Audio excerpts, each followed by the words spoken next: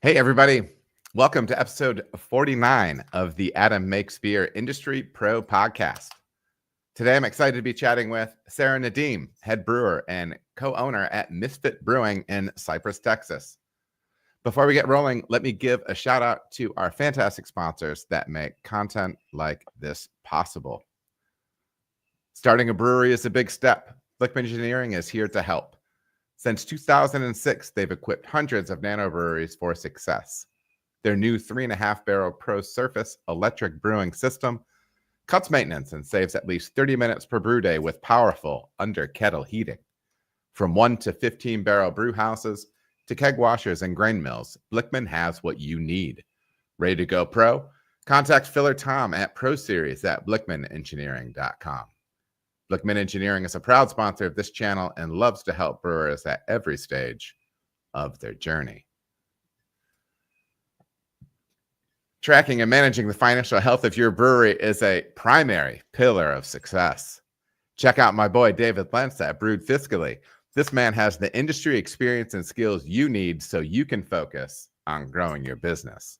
Bookkeeping, fractional CFO support, financial management system design, business plan and review, hit up your boy. Check him out at brewedfiscally.com or shoot him an email at david@brewedfiscally.com. He's good people. I don't know why that's I don't know why I get, I do love reading, in particularly David's live read.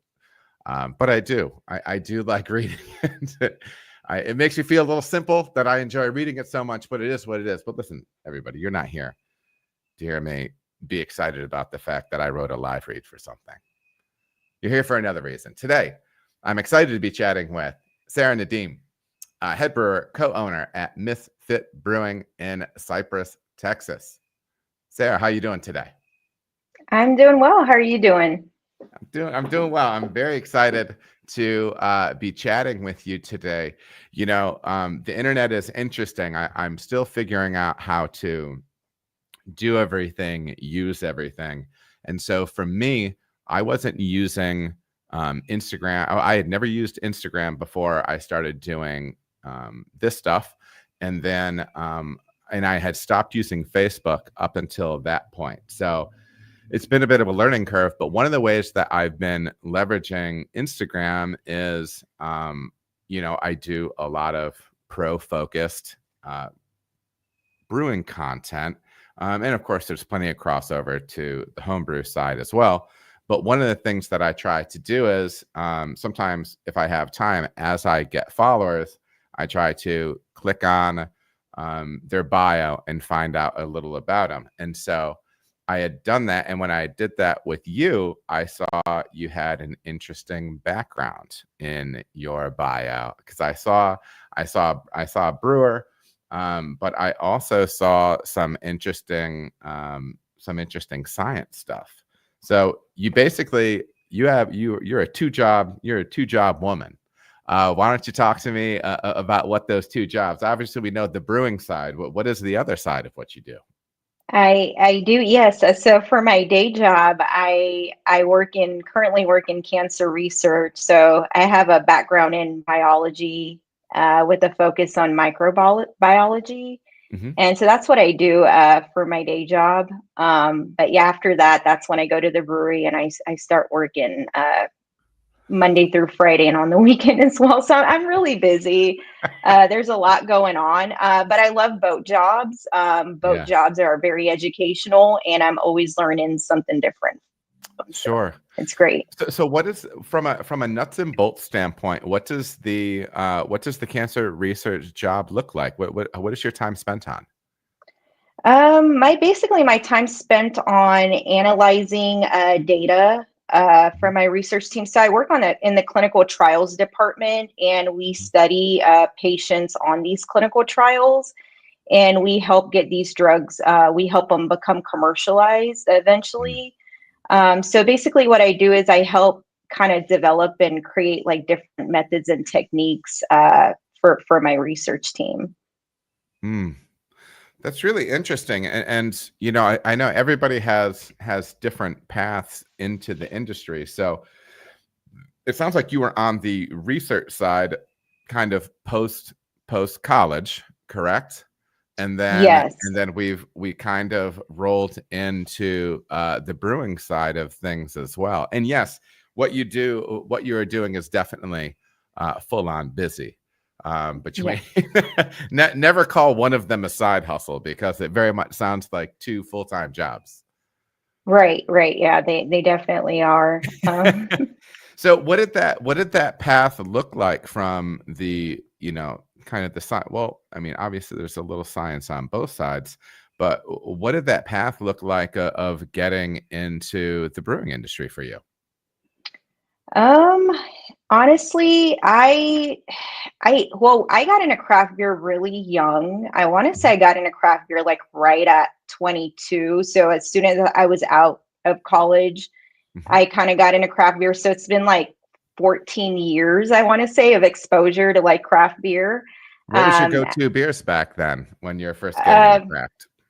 I right away was IPA. I've always been an IPA person, and then I kind of went down to like the pale ale route, and then stout. So those were like my Mhm. kind of my top three go-tos. Sure. But yeah, I got into craft beer. I mean, I never thought I was gonna be a brewer. I was kind of busy working full time at the time. I was working in pharmacy, so that took up a lot of my time. That was like anywhere from like 8 to 12 hour shifts a day, working on the weekends, working on the holidays. So I didn't really have time to dive into a hobby, even if I wanted to. Brewing didn't come to me until 2021. It would be like early 2021, and that's when I started working remote because of COVID, and that was with my research job. So I had more time to get into like different hobbies and stuff. So brewing was one of them. I got into like clay jewelry making. That was another Mhm. one, and I baked. I started baking more, and out of all three of the hobbies, the one that kind of stuck with me was brewing. So Interesting. So you started working, you started making beer at home. What was your original system like with the homebrew stuff that you were doing? it was just a small. I barely homebrewed. I just did a few batches. We had like a little 5 gallon like Mhm. system, like from kind of like from Northern Brewer. Mhm. So I guess I mean I was pretty lucky. My fiance he's a well-known brewer, Mhm. a home brewer at the time, and then he Mhm. was already by then he was a pro brewer working with big breweries. So I Okay. kind of did a little bit of home brewing, and then I kind of jumped to like a as a pro brewer pretty quick as an Yeah. assistant brewer. So that kind of helped me out. Okay. So then the two of you started making beer together. That was kind of like your training in with Misfit. Yes, so that was my training. So he was long home brewing before I was, and then he always wanted to have a brewery. I didn't really want to get into all that and into the business, so it kind of just flap in a way, if that makes sense. And I ended up Mhm. doing it, and I ended up being good at it.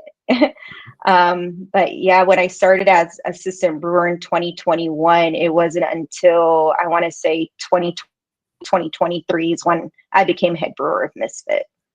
Sure. Sure. Well, so first of all, what do you think are some skills or some skills, some talents that you bring from the research side that has served you well on the brewing side? Um, Definitely, I want to say having a background in science, so that's helped me kind of catch on quickly, quite a bit. So that's helped with that. Uh, Drinking craft beer for as long as I have, for about 14 years, so that's helped with that too. Just having that like refined palate, already knowing what I like, what I don't like from a young age, and kind of being open to trying different beers from in city and like out of state breweries as well. So Hmm. that kind of helps as well. That way, as a brewer, you know what you like, and you only make the styles that you like. Sure.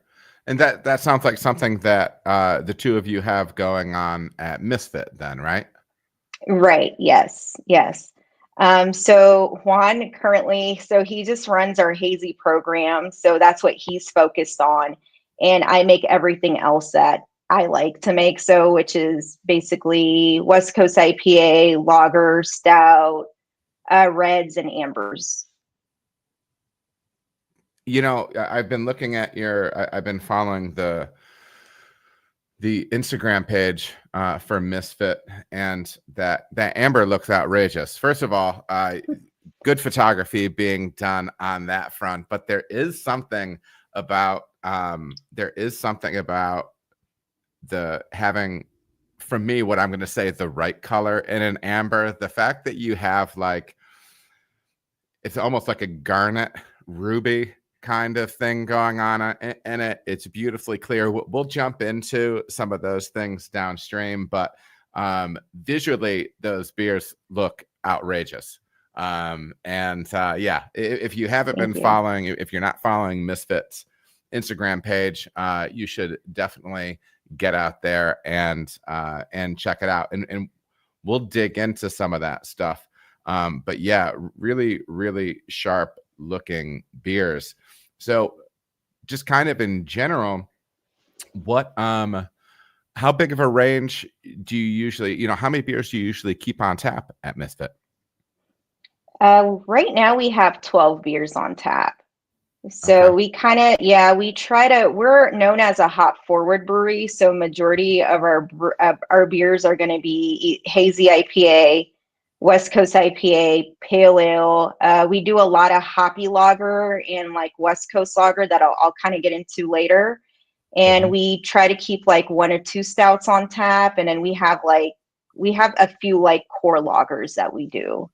Sure. So yeah, we have a big variety on tap. The only thing that we're neither one of us are into our sours, so it's really rare that you'll see that at our brewery. But Sure.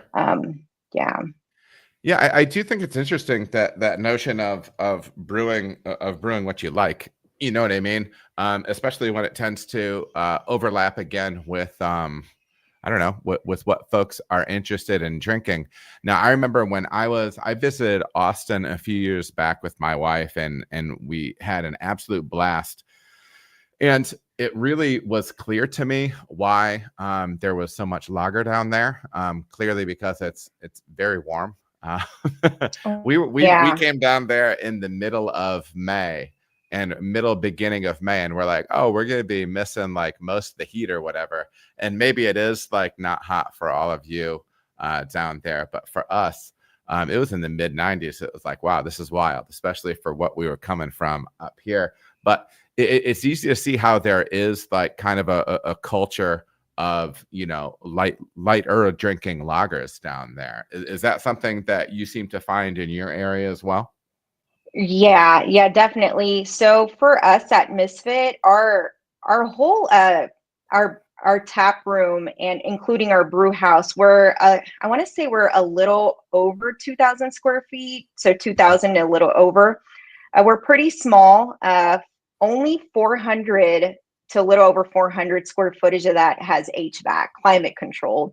The brew house, there's no HVAC AC in the brew house. We have a covered garage area.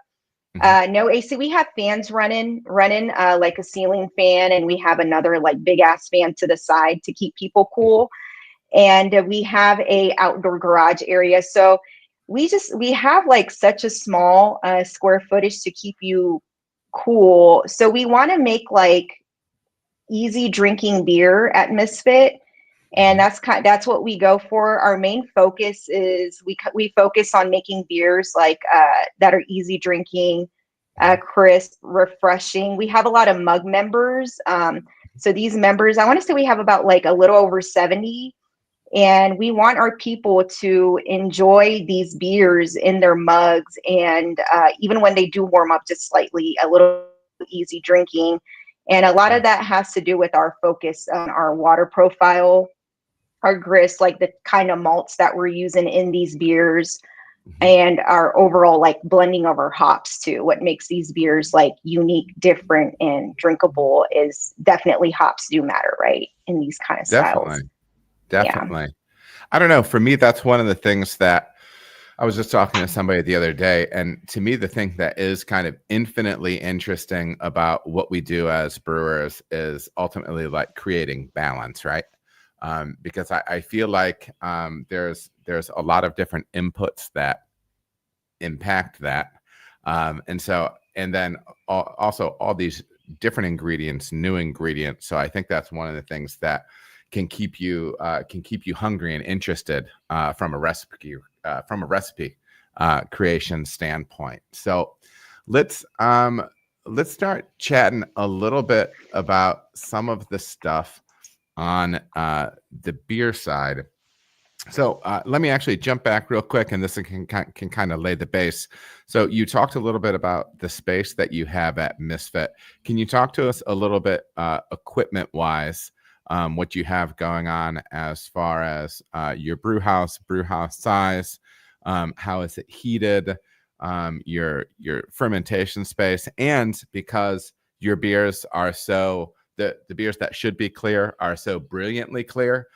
What you have going on either the filtration or fining side. So if you just kind of give us a rundown of the brewing space, and then that can kind of launch us into the beer side of things. Yeah, definitely. So our brew house is about, I want to say about 850 to 900 square footage.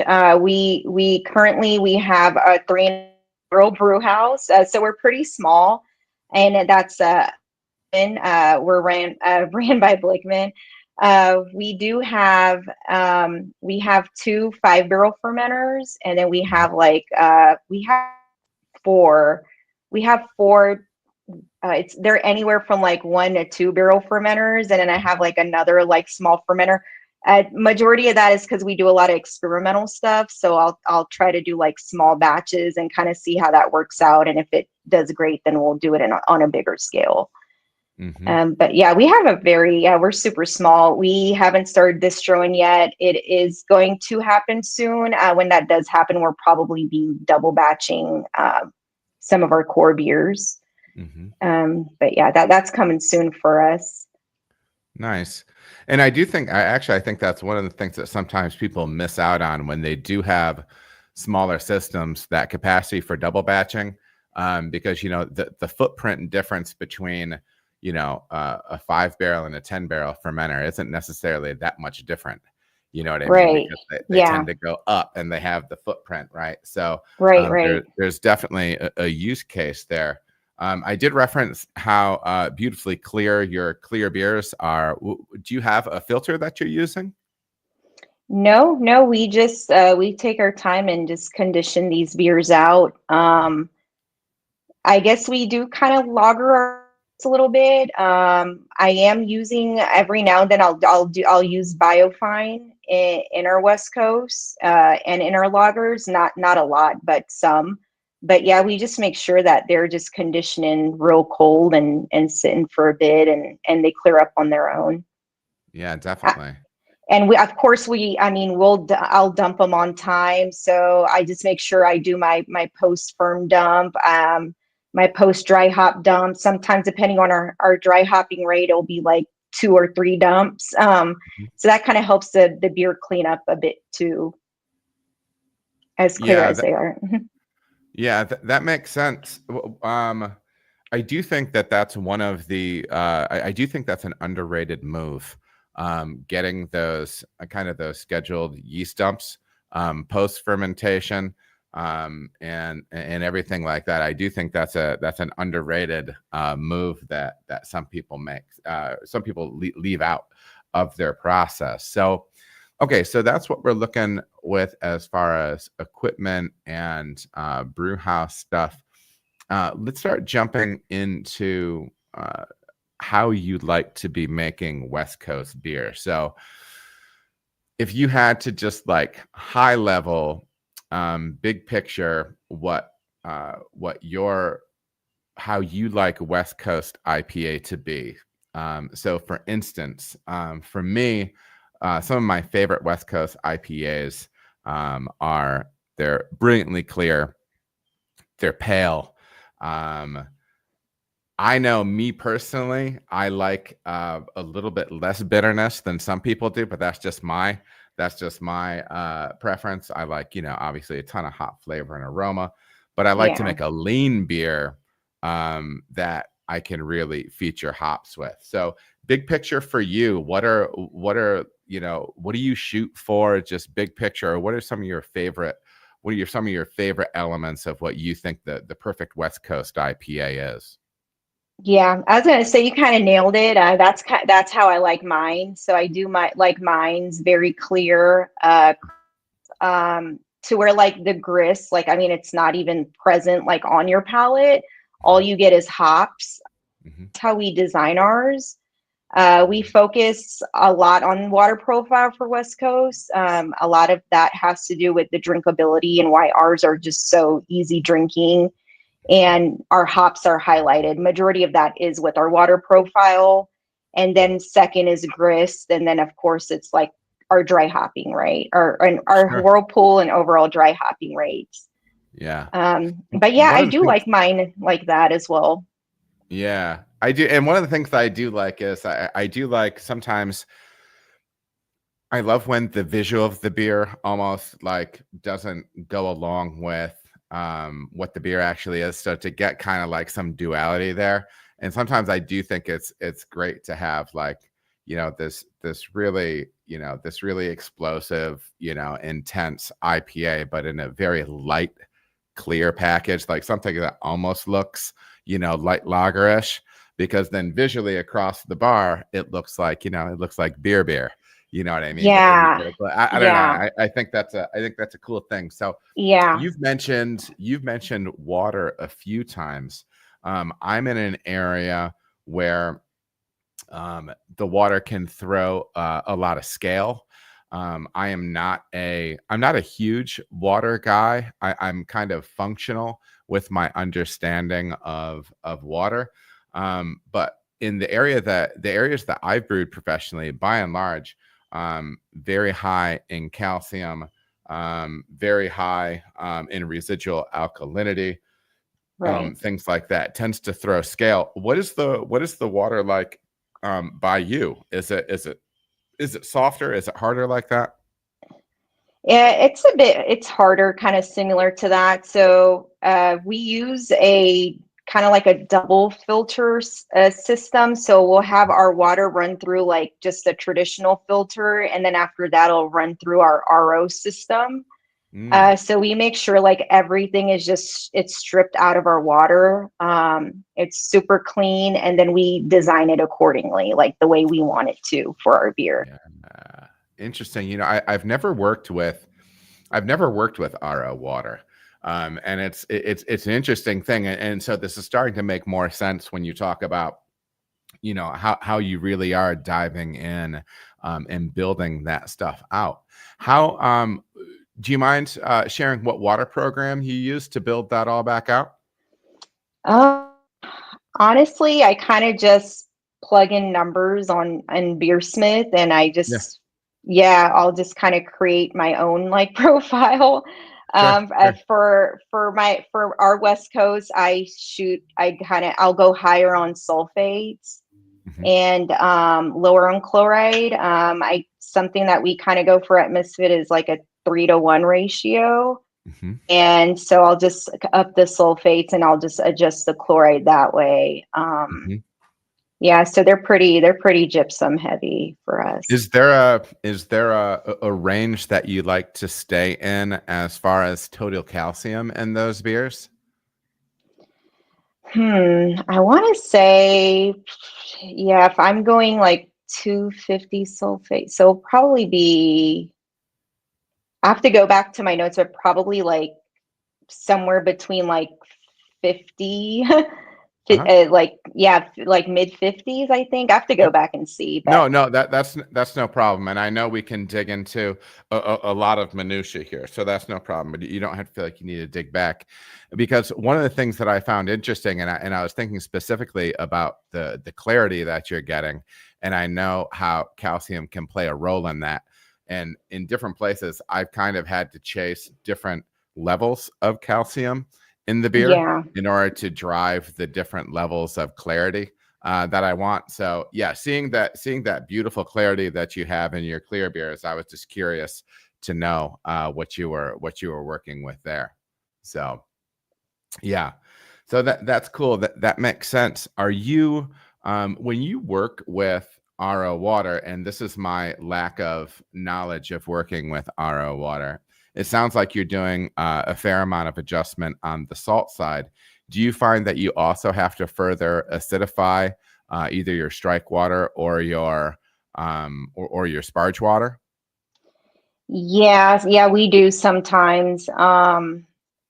Yeah, for that, we're pretty good at keeping an eye on our pH like all Mhm. throughout the brewing process. So we have target pHs from in the mash kettle, in the boil, in knockout. So we're pretty good at keeping an eye on that, and Mhm. and if we do see it's out of range, we'll drop it. Yeah. Yeah, it's every now and then. But our ranges, I mean, I can kind of go over those. I know for our mash, we go for 5.2 Is that in the with West Coast mash. Yeah, that's or what across West the Coast. board? Yeah. Okay. No, it's not across the board. It's for West Coast. It's what we aim for. If we Mhm. are out of range, we'll bring it down with phosphoric acid. Mhm. So that's our Mhm. go-to on the hot side. We'll do that, and I want to say in the boil, or is whirlpool, I kind of keep it at like 5.1 Mhm. post whirlpool, and I kind of make sure like we knock out like at 5.1 as well. So we Yeah. monitor it.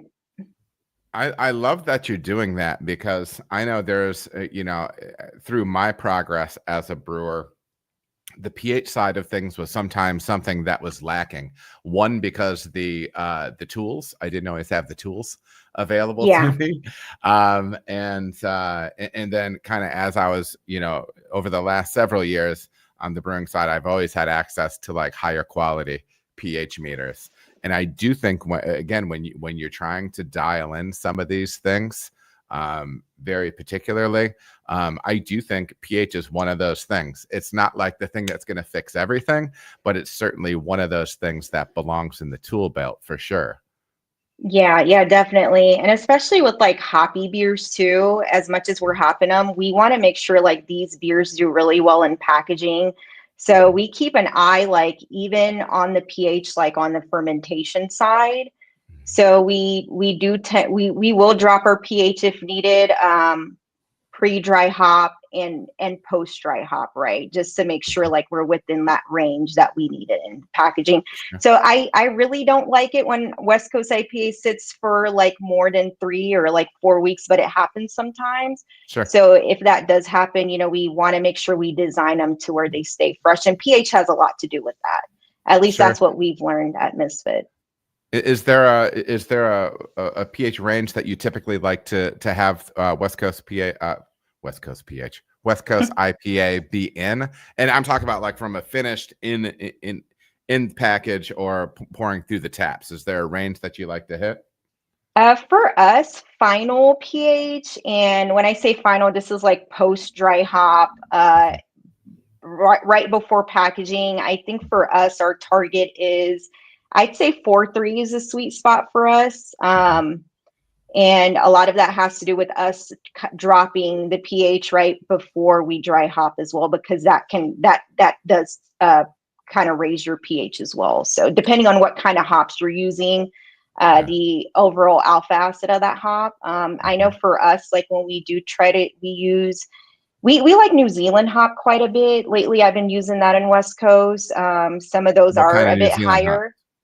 I've been on Nectaron lately. Uh-huh. That's one of Uh-huh. my favorite hops. Yeah, Waimea, that's another great one for West Coast IPA. So we'll with those we'll tend to drop them down a little bit lower, like 4.1. Mhm. And then so it'd be after like post dry hop, we'll see that okay, it's the highest it goes is 4.3. That's what works for us. Yeah. We use lactic acid. You can use phosphoric, but lactic acid works great too with Mm. hops. I found that interesting because for so long I had been a phosphoric acid adjuster for so much of my brewing career, and then I started getting into some other spots, working at other breweries, and I saw a lot more lactic acid being used, and so I did an interview with John Palmer and was talking to him about it a little bit, and it really changed my mind, like with how I approach using those two acids. And he was really talking about, and it's probably something that could have benefited me, especially with some of the really crazy waters or water profiles that I've brewed with in the past, kind of talking about, sometimes there is a case for limiting the amount of phosphoric acid that you're using, because it could have some negative contributions for your beer. So I do think it's interesting when, people split those up a little bit, use those a little bit differently. And I also love the fact that you're mindful of pH that late in the process, especially surrounding IPA and dry hop. So this is going to I'm still counting this as part of kind of the water pH conversation, but it would help to explain to folks that maybe haven't been exposed to the idea or not. But in general, we're looking at a pH increase when we're dry hopping a beer, and sometimes people have some numbers that they have associated around that. Sometimes they'll say, and pardon to my metric users out there, but I'm going to speak non-metric for a bit. But a lot of times we'll kind of attach this, 0.8 or 0.08 to 0.1 pH increase for every pound per barrel. I'm not sure if that's what you see or not. But so what I was going to ask is, typically for West Coast, and this is just a blanket, what's the pound per barrel range that you're typically in for those things? I want to say for our West Coast, we don't go as crazy as our hazy IPA. I mean, for hazy IPA, I mean, the more you dry hop right, the better. So, for West Coast, I want to say we're anywhere from like 6 to 7 per barrel. Sometimes it's even 8, right? And that's overall. That's like counting Whirlpool and dry overall. For sure. And we feel like, less is more for West Coast. Yeah. So we keep it simple. Yeah. And again, it also comes down to varietal as well. You know what I mean? I remember having a chat with Julian from Beechwood. And that's one of the things he was talking about was, when you're working with some great hops, you don't always need the volume that you need at other times. He was talking about being able to do hop selection and, getting to the point to where they're able to use less volume because they're actually getting the hops that they want. Right. Right. Yeah. I agree. I agree with that. Yeah. Yeah. Okay. So that's very cool. I love it when people track pH through their process, because I do think it's one of the things that we have control over as brewers, and it's something that can be monitored, and it can kind of be an underutilized dial to turn when trying to create the balance you want in a beer. So let's start digging into a little bit of structure when it comes to how you like to build out your West Coast IPAs. So what are some of the typical things that you like to be doing on the grist side? And you can speak bigger picture, you know what I mean? Like kind of in ranges. Right. Like I said before, like for West Coast, I like to keep it simple. For me, less is more. So we just we'll do Pilsner. It'll be majority Pilsner. I don't like all Pilsner. I feel like sometimes all Pilsner gives you, like, I always describe it as like a dishwater kind of look in the final beer. It'll have like that slight hint of green from all that dry hopping, right? So we like to add a little splash of Vienna in all of our West Coast.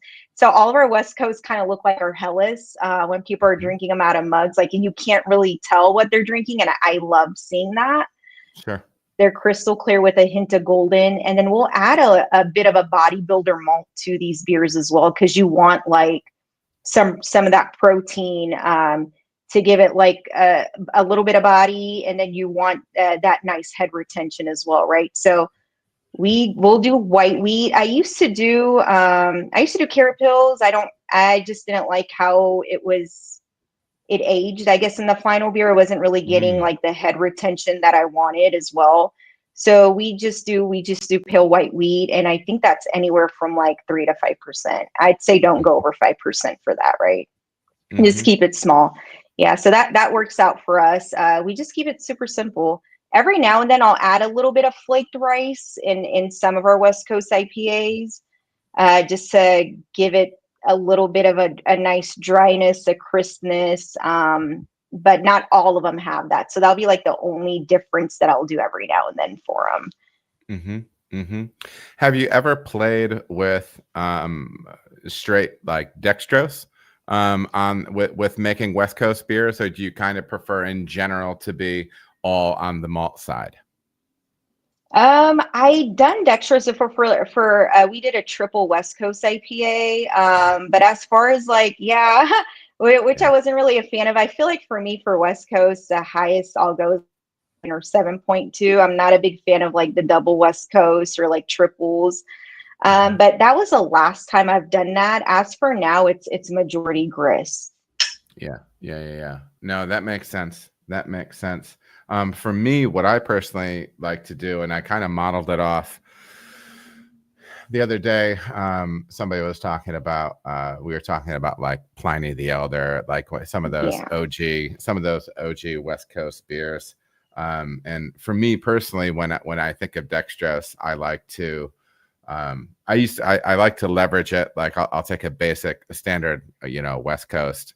And then if I'm going to make a double IPA, I'll typically just add X amount of dextrose in order to take it to that range. Right. Because I do think it can help with drinkability and whatnot as you get those beers bigger and bigger, trying to prevent them from becoming barley wines essentially at some point. Right. Yeah. But yeah. So I do like that, sometimes you've leveraged rice in order to help drive some dryness or whatnot. Kind of speaking to that notion, how dry do you typically like these beers to go from a residual sweetness standpoint?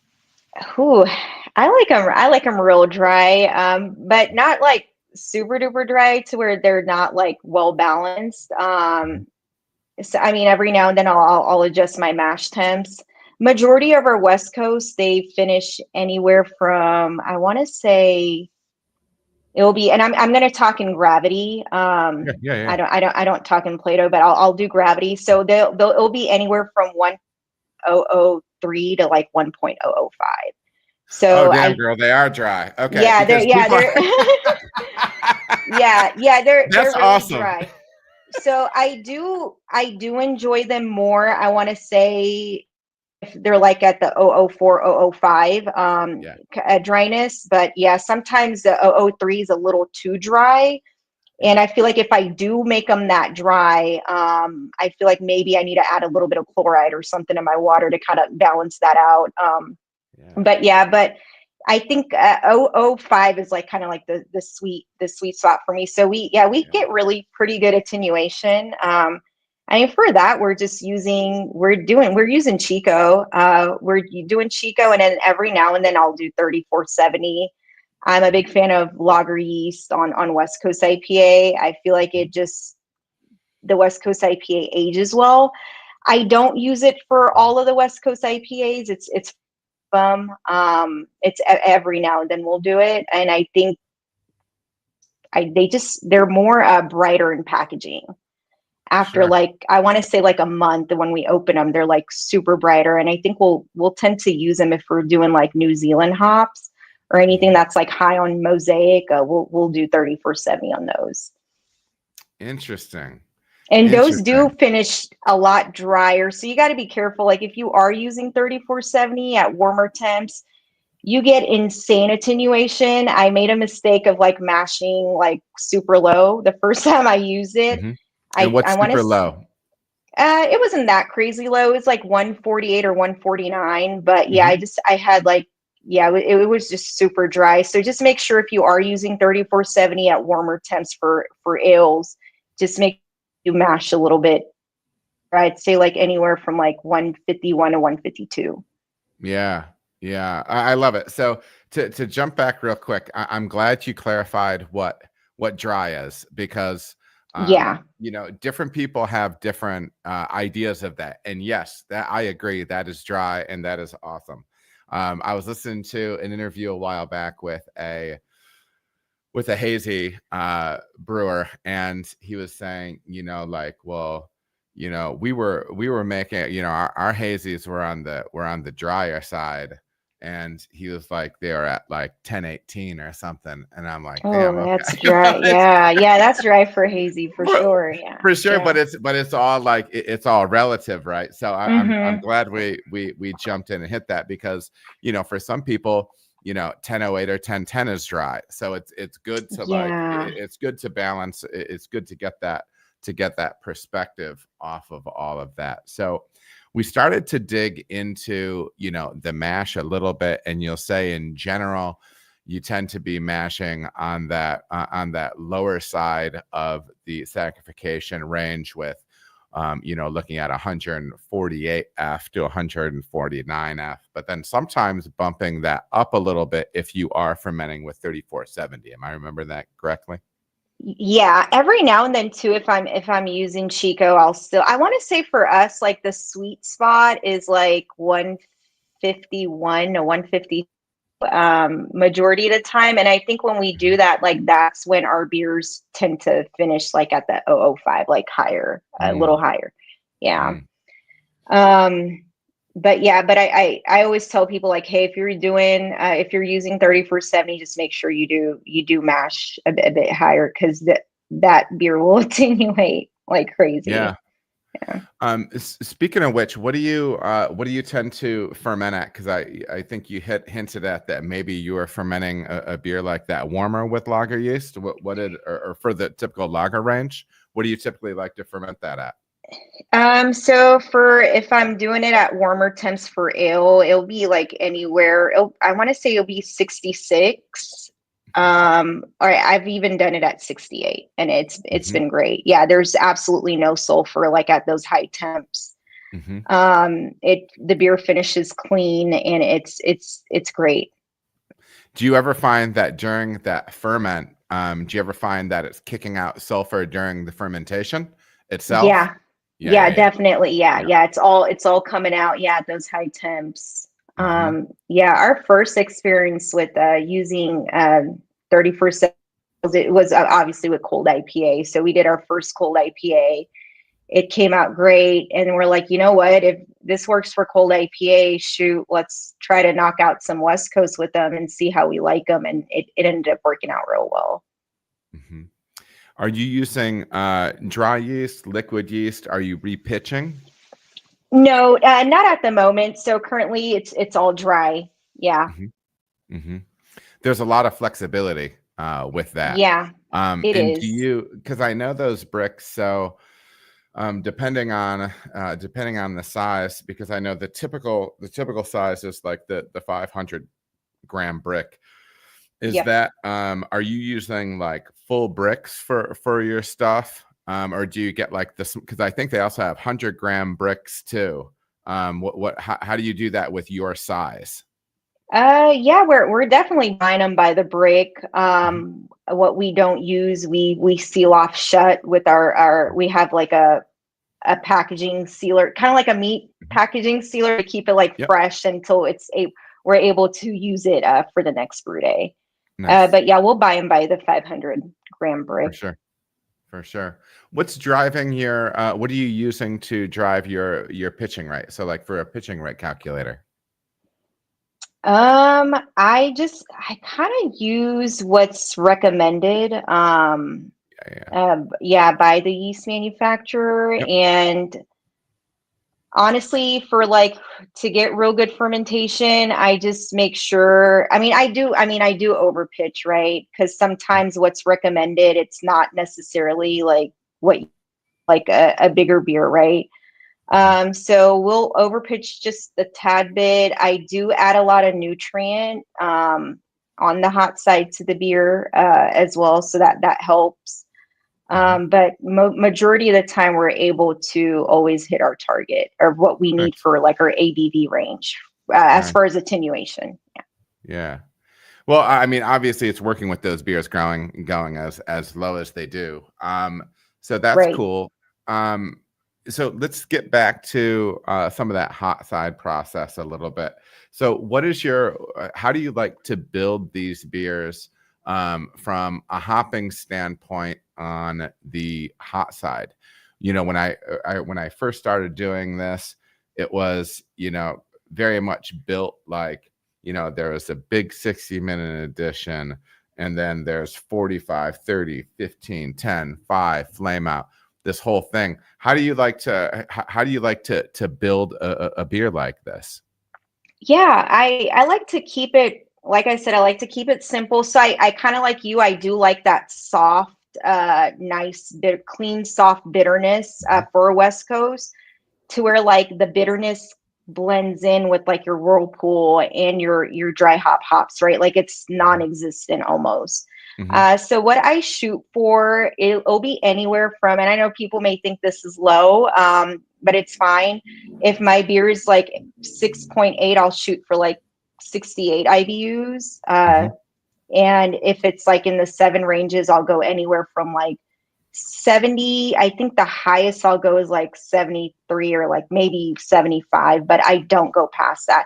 I think for me, the sweet spot is 70. I do like to aim for 7% West Coast IPAs. Majority of ours are either 7 to 7.2%. For that, for the boil, I mean, I use hops that are lower in cohum alone. Our go-to is Simcoe. Like majority of the brewers, I mean, we use Simcoe. Simcoe's great. It gives us a nice, clean, soft bitterness. And for my hopping, my hop schedule, I've always kept it the same. Maybe if I get a little bit more education on like my boil hops, kind of change it up. But I've always done like 60, 30, 15, or like 60, 30, 10. And the way I design it is like, okay, I get like, if I'm shooting for like 70 BUs, I'll get half of them from like my first edition. And then I kind of like layer it, I'll just, that way I have like a firm yet soft bitterness and nothing like too harsh. So that's how I do it. I don't know how other brewers do it. I would like to, that'd be nice to kind of see. Well, no, I think that's a great approach. And like you said, I think we're speaking a similar language as far as like personal preference and these beers.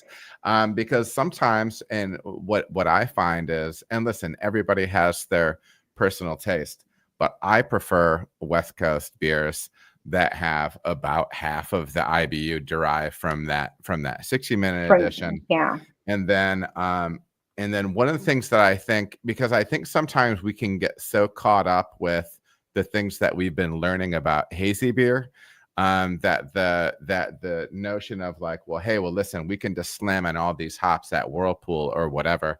I do think that you can miss some of the layering of what hops can be bringing to the table. And I do think that West Coast is supposed to have, some kettle character, because kettle hop character is different than late hop character or dry hop character. You know what I mean? So I do think West Coast is a beer that is supposed to feature some of that roundness. So that makes a lot of sense that you are going to have kind of that, some mid boil hops and late boil hops to kind of get that overall impression from that. Right. And we just started playing around with Flex CO2 hop extract. So I just recently used it, so I can't really speak much on it. The beer is still conditioning. It's for West Coast Pilsner. And we're kind of introducing that into our brew house as well, because based on our research, what we've learned, you get like a nice, clean, softer bitterness from that as well. So I'm excited to see what that beer is going to taste like when it's completely done. From what I've had so far, it's a pretty nice, clean bitterness, based on the way we designed it. So we're excited to bring that eventually to West Coast IPA as well. Is the flex, what is that meant? What is that meant to be doing? Is that used primarily as a bittering agent? Is it a flavor and aroma thing? Primarily as bittering. I've heard brewers use it on the cold side for head retention. I haven't done that. I haven't done much research on that or played around with that yet. But yeah, so it's supposed to be used on the hot side in the kettle. Okay. Yeah, I need to check it out because I feel like there's enough hot products coming out. It's hard to remember what's what because every manufacturer has different names and yeah, whatnot. So, yeah. Have you used any other advanced hop products in your West Coast beers? So any of the flowable stuff, any terpene stuff, anything like that? We've used incognito in our brew house quite a bit in the whirlpool. And you can always like find those calculations online on their website on how much to use, how to use it, kind of like Flex. And I just got some citrus spectrum, and I haven't used it yet. I'm excited to use it soon on the next West Coast or hoppy lager. So that's another one that we have, but I can't speak on that because I haven't used it yet, but I'm super excited to use it. Yeah, there's all sorts of new stuff rolling out. So yeah, it's going to be interesting. There's lots of ways that stuff gets utilized. So we did touch on yeast a little bit. You said primarily you're using Chico and then a 3470 strain. Yeah. Yep. When you're using 3470 at those elevated temperatures, what is the window, or kind of what is your general fermentation window look like? Because obviously when we think of lager yeast and potentially cooler fermentations, we're expecting a longer fermentation. When you are fermenting closer to 66 to 68 F, what sort of impact does that have on fermentation time? Based on our experience and our observation, we feel like fermentation, like it drives pretty quickly with 3470 at warmer temps. So we're seeing activity like pretty soon. And I want to say the beers ferment at around the same time as we were using Chico. So it'd probably be like, I would say like within like a 6 to 7 day window, right? So it's pretty quick. And it's especially for if I'm doing a 6.5% beer, that's definitely going to ferment out much faster than something that's in the 7%. So it just depends on the overall gravity of the beer as well. But yeah, it's pretty quick. It's nothing longer than a week based on what we've seen. Sure. So we're into fermentation. I know we brushed on dry hopping a little bit, but can you dip into some varietals that you like to use on the dry hop side, and also, when you like to dry hop, maybe contact time? Do you rouse those hops? What does that whole kind of dry hop range look like for you at Misfit? Yeah, we keep our dry hop pretty simple. As far as like hop blending, we try to go for like, we'll blend like a fruity hop with like a dink hop. So something like we've done in our West Coast, one of our popular West Coast is Minerva. We've done Mosaic with some Strata.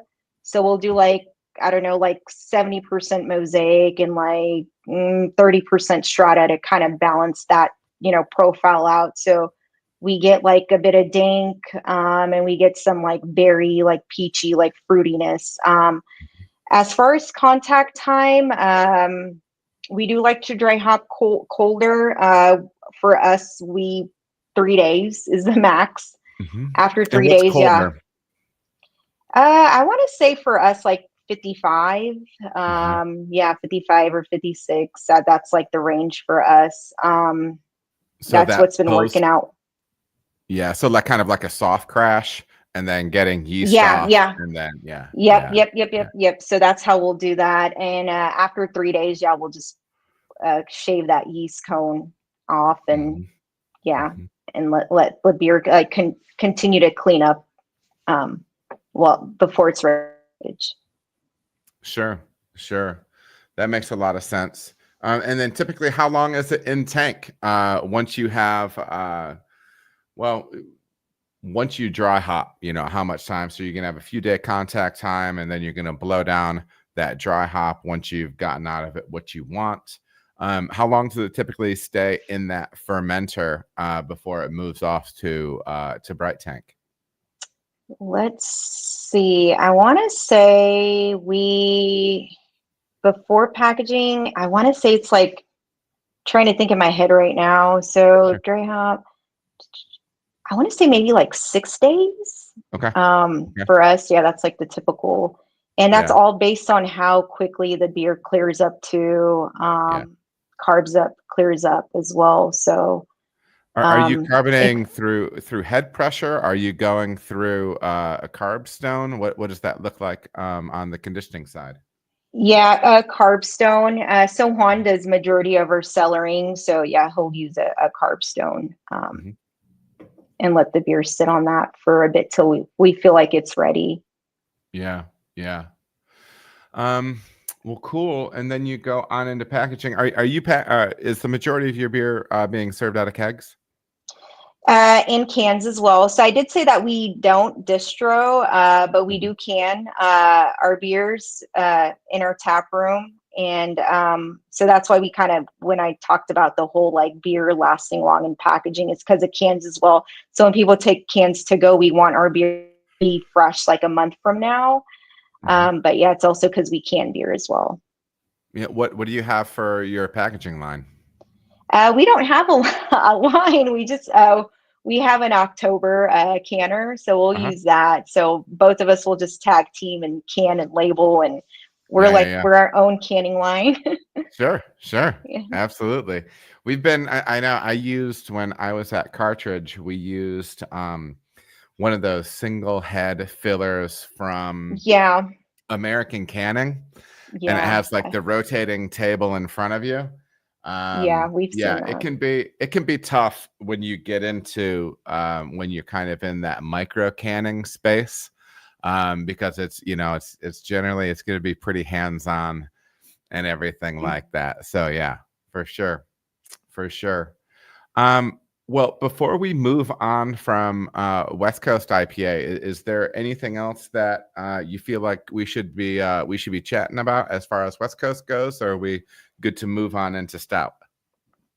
I think we're good. I think we kind of covered everything, huh, for West Coast. Hmm. I was going to say, like, I know you had you talked about our reds a little in the beginning of the Hmm. podcast, and how you talked about like their clarity and their overall appearance. Hmm. A lot of our reds, basically, we were inspired by like our West Coast to kind of keeping that grain bill as clean as possible. Like, how Hmm. can we make a nice ruby red but Hmm. not have like unnecessary malts in them that we don't need, and also like keep them hoppy as well. Hmm. So yeah, for that's why we make our reds that way. We kind of get that inspiration from like modern West Coast as well. So you won't really see crystal malt in our reds or any of our ambers. Mm. So how are you driving that depth of color from a grist standpoint? It's a lot of Munich. I do Pilsner Munich, and then I'll do a little splash of melanoidin. I can't remember the percentage on the top of my head, but it's not, and it varies on the types of reds that I'm doing. Sometimes I may go a little heavier, sometimes I may go a little lower. But yeah, we just keep it simple. Sometimes I'll add flaked rice to them to kind of like brighten them up a little bit more, to dry them up a little bit more as well. So we keep our reds like drier, beer, cleaner. I add a little bit of carafa in some of them, like our Irish red will have a little bit of carafa just to make it a bit more, tad bit ruby, and to add just a subtle bit of roast, right? On the back end of your palate. So it just depends on what red. Sure. When you say carafa, do you mean the husk or the dehusk? So like the standard carafa or carafa special? Because carafa special is the dehusk. The special. Yeah, special. Yeah, cool. Sorry. Yeah, and carafa too. Yeah. Awesome. I love leveraging those dehusked roasted malts. I think it's a great tool. And I think that segues us well into the stout discussion. So I know you like to make some big adjuncted stouts as well. So kind of what we did before with IPA. I don't know why I always say if you close your eyes, because I close my eyes when I think about it. Maybe that's why. So when I close my eyes when I think about big adjunct stouts, I kind of have this concept of what I like in those beers. What's that goal beer? How does that beer describe out for you when you're talking about bigger adjuncts beer? What are some of the benchmarks from a flavor and aroma standpoint that you like to hit? Right. So for me, like when I'm thinking of stout, I'm thinking of something that has a lot of like depth of flavor. Something that has like a nice mouth, obviously heavier, right, than IPA. Something that's like a stout that's well balanced. Like, yes, it's adjuncted, but it's not like super sweet, and it's just all, it all comes together all well. It's not just all like pastry, right? So I think of something that just has like a lot of flavor and just a wide variety of like different crazy malts. Yeah, stout can get into I know different people have different thoughts on it, but stout is one of those beers that if you're going to pick a style where people can have a lot going on with the grist, this is one of them. So let's start dipping in. Actually, let's touch on adjunct real quick. What are some of like your favorite adjuncts for big stouts? Yeah, at Misfit, our top, I think everybody knows this, it's coconut. Yeah, I use coconut in a lot of our stouts. What do you like about what that? I mean, because obviously you can be a fan of coconut, but what do you feel as if it does for these beers?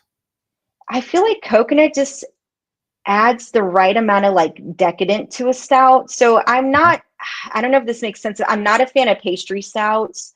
None of our stouts will ever have like lactose or like anything crazy in them. But I do every now and then like them like on the decadent side, like a little like sweeter. And I think like coconut is such a great adjunct. You can throw it in raw, you'll get a different profile of coconut. You can toast it, you'll get a totally different profile.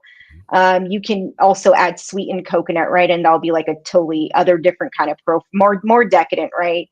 So I feel like with coconut, it's just it has a nice amount of sweetness, and you're in control of it too. So the more sweeter you want it, you can add more coconut. And it's more than just sugars. I just love that toasted nose that the coconut gives off too, like from those oils. When we do toast it, it's the right amount of nuttiness, and it adds a good amount of flavor to your stout.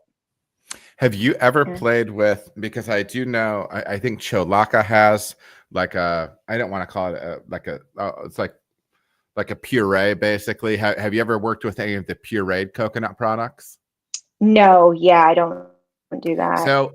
So I've made coconut beers for a long time, and I've used anything from real coconut to some natural extracts.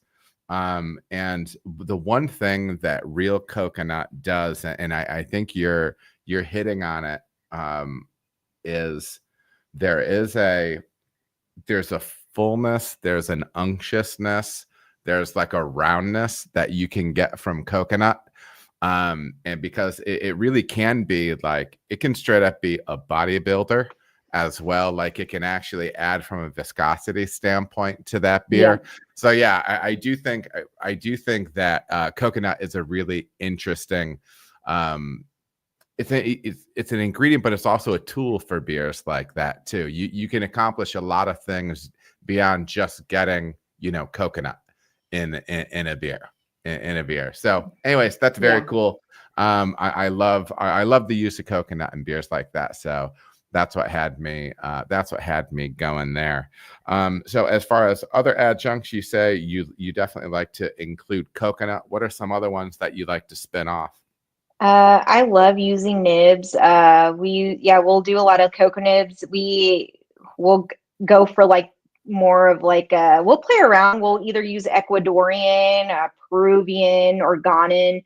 So all of these different nibs will give us like different like chocolate profiles. And the way I design my stouts, I like them more chocolate forward. So it's nice to play around with nibs. We'll do that. We play around with nuts a lot. Nuts, it took me a while to get comfortable with nuts. I was really afraid to use them at first, but I ended up using them, I want to say in 2 or 3 of our stouts, and it ended up turning out really well. Just basically roasting the nuts myself, crushing them, throwing them in mesh bags and like putting them in the fermenter. So that gave us like a nice, like good nuttiness. We'll make sure to get nuts that are like already roasted to add like an extra roastiness to them. So we'll do like a double roasted. You like to use? I've been playing around with almond a lot. I did a stout that I wanted it to taste like chocolate covered almonds. So I did. I sliced almonds, toasted them. They didn't have the skin on them, and so that ended up working really well with the nibs. And then honestly, just regular like peanuts. I did like a peanut butter kind of inspired stout, and that peanut that was already roasted, and me like double roasting it again, it gave it such like a nice nuttiness to where we let it sit in on the beer at room temp for about 7 days, and it was crazy. So yeah, that's in the so far that those are the 2 that I've played with. We've done pecan in the past. I want to come back to that. I feel like it wasn't done right, but yeah. What didn't you like about it? It came off as a little too bitter, and I think I know what went wrong. Yeah. So, yeah. Sure. Interesting. So let's dip into kind of the rundown through this style and kind of how you like to build beers like this. So from a structural standpoint, can you give me like some ballparks of like starting gravities, finishing gravities, and then like like overall IBU that you like to have in these beers? Because that's one of the ways I like to think about these things, is using those parameters, because I think it can help people structure things out in their mind a little bit. Right. So as far as like, I want to say our gravities, it'll be anywhere from 1117 to 1139. And then our FGs, like our finals, will be like 43. It'll be 1043 to 1050. So we're getting anywhere depending on the size of the stout and our mash temps and the yeast we're using. I want to say it's anywhere between like 55 to like 67% attenuation. Sure. What do you typically like to use on the yeast side for beers like this? So we use Chico, so we'll do that, and then every now and then I'll use Nottingham if I want a bit more attenuation. So when I said earlier, like depending on what yeast you use, and like in the higher like ranges, some of that came from Nottingham. The only thing I don't like about Nottingham, it kind of takes a bit longer for it to clean up a bit. I get a lot of like more umami and clove like characters versus like, okay, if I'm using like 05, it's a bit more cleaner. I'll get that in the beginning, but then it cleans up really well. So that's the only thing with Nottingham. Interesting. So you need a little bit more time with that beer cold, do you feel like, in order for it to get where you want it to be when you're using Nottingham on these big stouts? Yes, yeah, it's a lot of we joke around sometimes. We're like we lager our stouts, so sometimes Sure. they sit for depending Yeah. especially like how much we're pitching. It's a lot of yeast and it's a lot of dumping Yeah. for sure to clean these beers up. Yeah, and I do think there's an important lesson in there, and actually, I don't know, listening to what the listener, paying attention to the beer, and Hmm. actually giving it the time. And it is nice that you're in a situation where you can give the beer the time, because sometimes we find ourselves in a spot like where, oh, we have to get this beer out now. Yeah, So definitely. Yeah, and especially if we're adjuncting these, right? So we want to make sure that base is like cleaned up Mhm. before we can add those adjuncts in. So Sure. that's another thing too, because you got to let them sit depending on what the adjunct is for like another week or so. So it's definitely a lot of like time. Sure. Do you when it comes to adjuncting, this is one of my this is one of my weaknesses, I feel, as an interviewer. I just get questions that come into my head along the way, and so I ask them. But when you're talking about the adjunct stuff, are you always 100% the actual ingredient? Do you ever use flavor extracts as well? Or is it always just the ingredient itself? It's always going to be the ingredient itself. Mhm. A lot of it has to do with, like I said, pack. I don't want to use extracts in our beer and then it ends up falling off right in packaging. So that's why, like at our brewery, you'll only see like a few adjuncts that we use. Yeah, a lot of it is coconuts, it's peanuts, it's like coconut. What else? I'm trying to think of like what else I've done. Yeah, coffee, like coffee's another one too. So there's Mhm. only so much we can do using organic ingredient. But Mm. yeah, it's just one of those things. So we keep our stouts very like simple. Mhm. Well, Mhm. n- not really, but we as far as adjuncting we do, and that's another reason we don't use a lot of vanilla too, because vanilla is a little pricey for us. Yeah, We yeah. tried it once before and we're like, yeah, and I don't want to use vanilla extract. Mhm. Yeah, it's just not going to be the same. So yeah, we try to go for all organic um steeping. Love it. Love it. Yeah.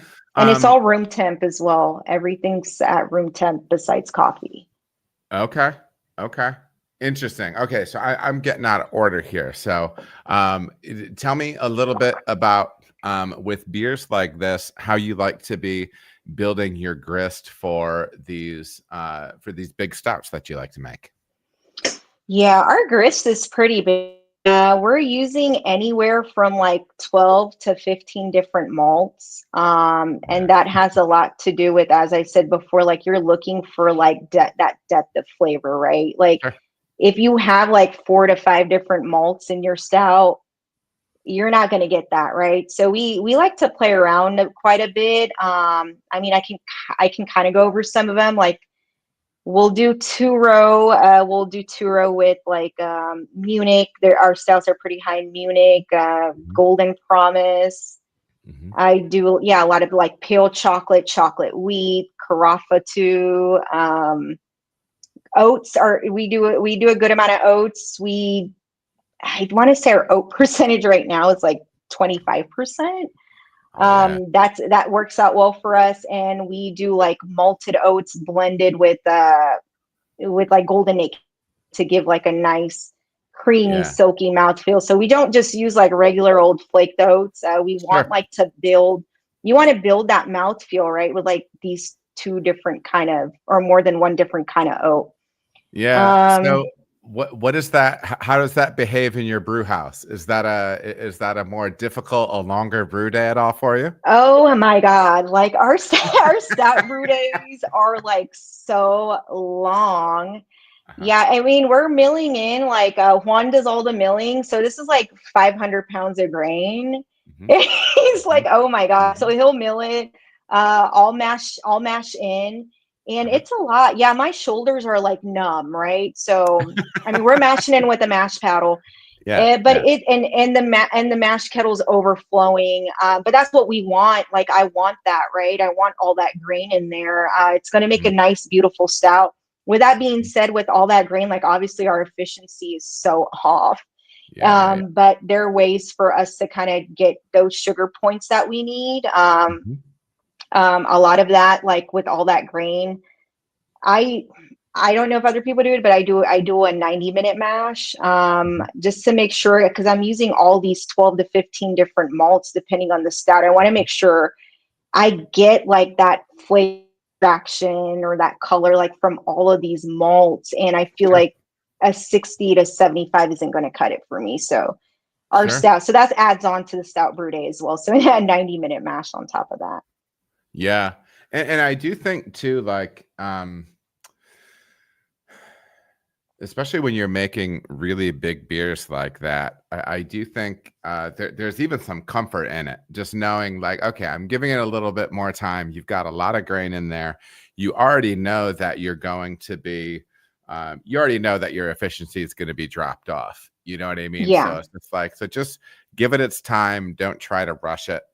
And so I'm assuming you also probably have to change up that liquor to grist ratio. I'm assuming it's a little bit of a thicker mash, a little bit less water, a little bit more grain proportionately when you're doing some of these big stouts like that.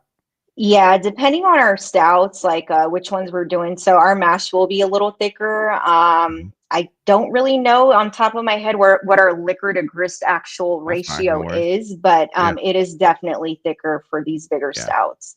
yeah. And when you make these beers, so so we have all these different malts going in. There's some questions popping up. So do you use anything on the enzyme side when dealing with some of these bigger beers? I haven't played around with the Mhm. exogenous enzyme yet. No, but that's something that crossed my mind, but no, I haven't done that yet. For sure. Right, yeah, right now it's just we're just going by that 90-minute math, get Yeah, as much as we absolutely. can. Absolutely. So, so that's interesting. So, we kind of talked about grist a little bit. We're in the mash tun. Do you do like what you'd be doing as a full sparge, or are you taking like less volume into the kettle? How do you approach that? Because I know sometimes people will do kind of like or a limited a limited sparge approach. So they're definitely still leaving a lot of sugar in the grain because they're under sparging, but they're putting a lot more grain in, but getting a really dense wort into the kettle. And sometimes you can still do a full traditional sparge through that. What's the approach that you take through sparge and lauter with beers like this? Yeah, so I'm when I am pulling into our boil kettle, I do a very slow louder. And like as far Mhm. as like the sparge, yeah, our sparge, I mean we're not sparging the full amount. That's Sure. always adjusted. Yeah, yeah, that makes sense. That makes sense. Yeah. And I do think I love it. And I don't know.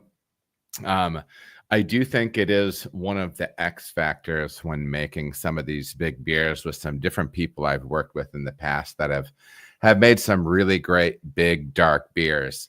Um, I do think getting that really dense wort into the kettle, whether it be through limited sparge or two first running smashes essentially. I do Right. think that Yeah. that's a great way to play with that for sure. For sure. Yeah. So from a water standpoint, we talked about how we kind of build these West Coast IPAs. What are some high level thoughts that you have on water profile with stout like this? Yeah, for first our stouts, I mean our chloride level that's we're gonna keep our chloride levels high, our sulfates low to non-existent Mhm, almost. And mhm. that's what works out for us. It just gives it like such a mouthfeel as well. But yeah, so that's what we do at our brewery. Do you chase kind of some different pH goals with this? Do you drive the pH down to 5.2, or with the RO water that you have going on, and the the elevated level of roast malt in this? Does it already kind of push your pH down where you want it? Are you still adding acid when you're making these big stouts? No, I'm not. I'm definitely not adding acid to these. I try to keep my pH anywhere from 5.5 to 5.6, and Hmm. that's immediately like checked in the mash. I check it like twice in the mash since I'm doing like a 90-minute mash, and I make my adjustments like accordingly. But if I am out of that range, which majority of the time I am, because we're using like a whole bunch of like these dark malts, right? So that's going to drop it down. So I'll bring Hmm. that up to like 5.5 to 5.6. And my thing is like, if you don't bring it up like then in the mash kettle, it's going to be so difficult later to bring it down post boil, or like maybe in the whirlpool. When I first started making stouts, I was having like pH issues, and I was trying to bring up the pH like later, and it takes forever because there's so many different like chemical reactions going on side, and your pH is just fluctuating. It's just going to be so difficult for you to Hmm. get it at Hmm. 5.5 or 5.6. And what are you using to adjust up? I'm sorry if you did you mention? No, I didn't. I've done a variety of things. I mean, I used to use pickling lime. I Hmm. do. I'll do baking soda. Hmm. Yeah, I mean, there's calcium carbonate as well, chalk. So you can do. Hmm. They'll raise it up, but you got to be careful sometimes. Which make sure you're not going too high. I'll kind of do like baking soda. Sometimes I don't really need that much if I'll adjust it ahead of time. If you are using Beersmith, I mean, it'll give you like a prediction of what your mash is going to be like on the mash side of with all the grains you're using. It'll give you like a rough ball. Times mine's is always kind of close to that, so you can kind of adjust your pH ahead of time, right? Or your Sure. baking soda to add Sure. that. Sure. It's such a foreign concept to me because I have almost never, with the crazy water that I've worked with. It's so interesting to hear people coming from different perspectives, because um, the most I've ever had to do is just drop my acid out of my typical acid that would be going into things.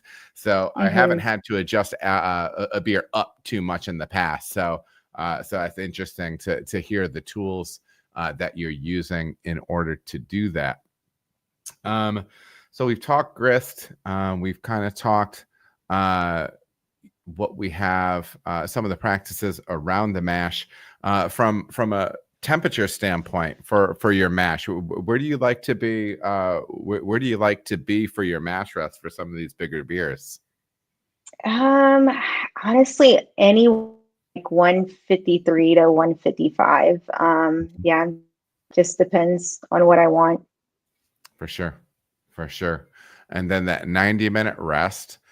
Um, and then we get that wort into the kettle. And so kind of as we talked about with West Coast, um, what kind of total IBU do you like to have in a beer like this? Where do you want those IBUs coming from? What's your hot side approach with hops in a beer like this? Um, it depends on if I'm going to honestly adjunct the beer or not with something sweet. So if that's the plan for that beer, I'll Hmm. bump the BUs a bit just to have like that balance, especially Hmm. for me. We don't really use a lot of roasted barley in our stout. It's maybe for like one or two of our beers have roasted barley, but I try not to. So for those beers, I'll bump the IBUs a bit. I want to say it's like anywhere like 45 to 50 BUs. I mean, it's nothing too crazy. It Hmm. may sound like a lot, but I mean, once the beer's done and adjuncted and stuff, it tastes great. And that aren't adjuncted, I want to up to 30 BUs. Yeah. Hmm. Hmm. Nice, nice. What do you typically like to be? What's your approach from as far as hop varieties go? Do you are you just looking for cleaner hops? Are you looking for a flavor or an aroma contribution from your hopping approach on the hot side? Uh, Honestly, I'm just for these stouts, I'm just doing like a 60-minute, like so the last hour, I'll throw it in. I'm not really looking for anything like, any hop aroma or anything to carry Yeah, over for a stout. So I'll just do like a flat 60-minute edition. yeah, And even for stout, I mean, I'm gonna use Simcoe. for That's sure. just my favorite like boil hop. So Yeah. What is the off the top? Do you happen to know what alpha acid generally that Simcoe is for you? I want to say it depends. I mean, it's Sure. anywhere from like 12 to like 14%. Yep. I guess it just Yep. depends on. Absolutely. Absolutely. Yeah. There was a question that came in. So with making these big stouts, do you do any barrel aging? I do, yes. So we did one for our 1 year anniversary, and I have one. I have a barrel arriving. I want to say it's this week. Hmm. It may arrive like Friday or Saturday, but I do have a barrel coming in as well. So yeah, we do barrel aging. We want to do a bit more. I mean, we're kind of small, so I can only fit so many barrels in our barrel closet. Yeah, Um, yeah. but yeah, Yeah, because you're we are saying in a barrel aging. Yeah. space is an issue for so many of us, and that can be one of the things that. So, are you using full size bourbon barrels, or have you played with any smaller size barrels? Right now we're going for like the typical, like, is it Yep. 53 gallons? Yeah. Yeah. Yep. Yep. So Yep. yeah, the one that we have coming, it's a Willet barrel, so Yep. bourbon barrel. Yeah, that's kind of our go-to. Nice. Nice. So on the fermentation side, we did talk a little bit of yeast, but and because I know you said with the bigger beers, you like to push that pitching rate up, of course. And we talked about some different strains that you use. What are some preferred fermentation temperatures when you're making beers this big? I'd say honestly for us, I think we do for it's probably like 68, Hmm. what Hmm. we go for. Yeah, and we're definitely like over pitching quite a bit for these Hmm. beers. Yeah, yeah, that makes sense. That makes sense. Um, Okay. And we talked about adjuncting, what you like to do there. Do you ever do like any rousing or any recirculation while you have something in adjunct in the tank that you said at room temp? Do you ever do anything like that or just let it sit and steep? We do some rousing, especially for coconut and nibs, because there's just so many bags in there, Hmm. so many Hmm. mesh bags. So that it just to give it like that surface area, Hmm. make sure everything's Hmm. covered.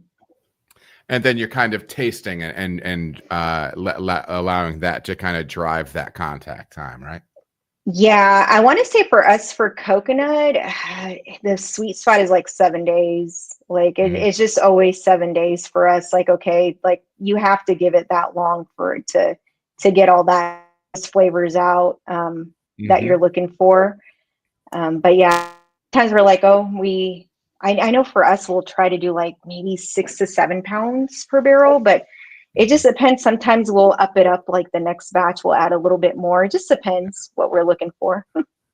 Yeah, and that may raise some eyebrows, but it's true. I mean, you really Yeah. do, especially when you're using all like the real product. Coconut is one. And I was going to ask, that was actually gonna be my next thing, because I know, pardon me, I remember I had a sweet stout somebody did, and it was like, it was, it was super small. It was like it's this super session sweet stout or whatever, but they ended up using like 10 pounds per barrel. And you Ooh. get to this point where it's like, okay, like we're starting to get to the point to like how, feasible is this? But yeah, coconut is one where you can use a lot of product, and to get that fullness that you want out of it. And it's such a beautiful end product. So yeah, I'm a huge coconut nerd from that standpoint. Yeah. Yeah. Yeah. What else? What else as far as these big stouts go, should we chat about? I don't know. I feel like we may have covered majority of it. Cool. Yeah, they're definitely fun to design. I do like to treat stout like as if I was designing like chocolate cake or like a some kind of cake, like a pastry, but without making them like super duper sweet and like adding all these crazy like stuff like lactose or extracts and stuff like that. So our goal is to make like big, like easy drinking, mostly chocolate forward stouts that have like a nice like pH, that are smooth and to create them like well balanced that have a lot of like depth and flavor, but majority from the grist, right? With all that malt that we're using. Where do you like your pHs to be on these finished beers on the stout side? Oh man, like I want to say like for us, it's like I have them finish anywhere like it'll be like the high 4.4s, which to me is perfect. Like the other day, my stout finished at like 4.46 or 4.7. People may think that's too high. I don't know. I think for me that works out well. Sure, absolutely. So this is great. I'm glad I'm glad we got a chance to chat through that stuff. So kind of in the wrap up portion of things, I like to ask people, looking back at your career, and you have this twofold career that you have going on. If you had to go back and give advice to a younger version of yourself, what would that advice look like? Man, I don't know. I guess probably like definitely like craft beer now, like today's not going to be the same 10 years from now. So do take notes and pay attention on how craft beer is evolving, and definitely like you're going to own a business like 15 years from now. So just take notes on that too, which I never saw coming for me. I never thought I'd be like a co-owning a brewery, running it with Juan, but it's been so fun.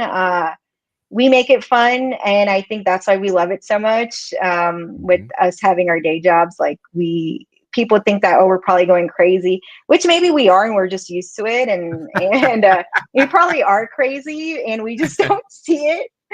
But we love it, and we're constantly doing stuff that's different. We're doing stuff that's experimental too. And I think that's what makes it fun for us versus if we were brewers for, let's say, another brewery and being forced to make stuff that we didn't want to be a bit more miserable. And we probably would have kind of shut it down a while ago.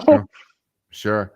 Well, and I think you hit on something that is that's really, really key is I think the business side of things does get ignored, right? And like, and Yeah. that might seem that might seem like a little bit of a strange thing to say, but I've seen the way my viewpoint has changed around the business and as a brewer.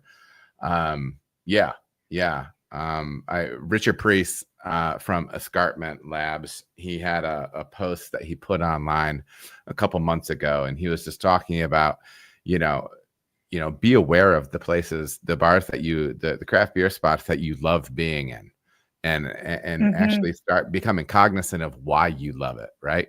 And sometimes it matters. Sometimes the seating matters. Right. Yep. This place is comfortable. I can sit here forever because the seating's good enough. Sometimes if it's, X, Y, or Z, and not that I think that's the end all be all, but, I do think people need to have a holistic view of how they kind of are looking at that thing when they get into it. What else? give us a little rundown maybe on Misfit, where we can follow you online, and maybe what you have coming up. Yeah, we can be found on it's Instagram and Facebook under Misfit Brewing. And if you have any questions, our email is info@drinkmisfit.com. Okay. As far as what we have coming up, I did kind of talk about barrel aged stout a little earlier, so we'll probably have some out, not anytime soon, but it's what we're working on. Our goal is to do more barrel aging. Our anniversary's coming up in May, so we're working on like crazy like stuff for that. So What we're anniversary will it planning. be? It's actually going to be our second anniversary. Yeah, since we've relocated, so we kind of restarted. So you'll be so we have a lot of stuff planned for that, which will be fun. Nice, very cool, very cool. Well, listen, Sarah, this was a lot of fun. I appreciate you jumping on with us today. For all you there at home, do make sure to give Misfit a follow on social media. And when you are in the area, make sure to stop by there. And as always, I appreciate all the support that you guys give me out there through sharing online stuff, through your support through the channel, all that. So as always, be good to your people, and I'll be catching up with you all soon. Cheers.